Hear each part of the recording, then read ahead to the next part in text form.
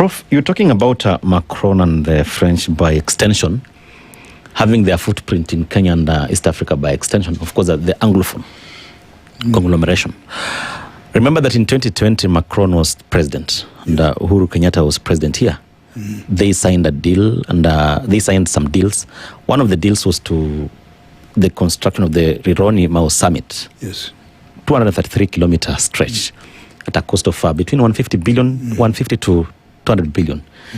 It was cancelled by President Ruto when he took over. What does it speak? What do you make of it? Because eventually we were to pay 6.2 billion shillings to avoid some litigation at the London International Court of Arbitration. Because of course when you cancel, these are lawful contract. You have to pay, you have to incur some cost. Yeah.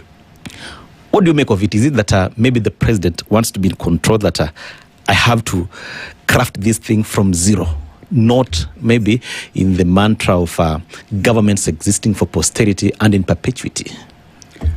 You're right, that's true. President Ruto has a problem. He has said that he is the best in everything. The best among all the presidents that Kenya has ever had. So he's number one in everything. So how does he become number one if he continues the policies for somebody else? And it doesn't matter what the cost to the country is. It was not his thing.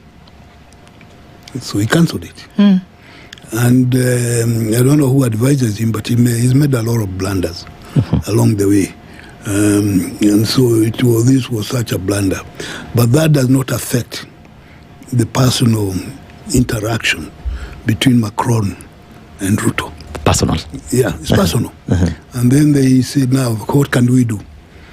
So let's sign something about the railroad. There are a few things here. Then the French also look good. If they can do it, and it works. Now, the unfortunate thing, I hope it doesn't happen that way, if Ruto loses the election next year. And also Macron is leaving office next year. Yeah, he's also having some He has to. Yeah, he's and then Marine Le Pen or whoever comes in, doesn't like this was done wrong. He's going to undo all of it. And so these are temporary things. And it was very unfortunate that it happened, and it's likely to happen again.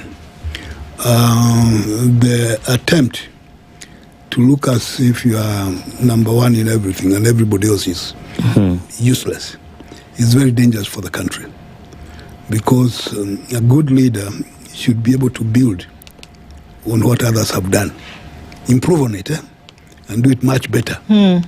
Not to destroy. So the impression that President Ruto has been destroying whatever is associated with Uhuru Kenyatta or Mwai Kibaki or Moi or the original Kenyatta is unfortunate in itself. Yeah. Because some of the problems people are seeing are real self-inflicted wounds on the part of the president. If he had built on these things, it would have been be a different story. But the Rironi Road is a good example of trying to get rid of what is associated with somebody else, as opposed to continuing. Just like Trump tried to get rid of anything associated with Obama, Biden, Obamacare, and you can see the consequences can be felt even here. You said it's collapsed. USA, and why? Not because it was not doing a good job. You said it was doing a very good job. We might question one or two things, but all over the world they were doing a very good job. But since they were associated with the wrong people, cancel the whole thing. Yeah, throw it out. Throw it out. Whereby it was making some good gains. Oh, yeah, they were making very good gains, but associated with the wrong people.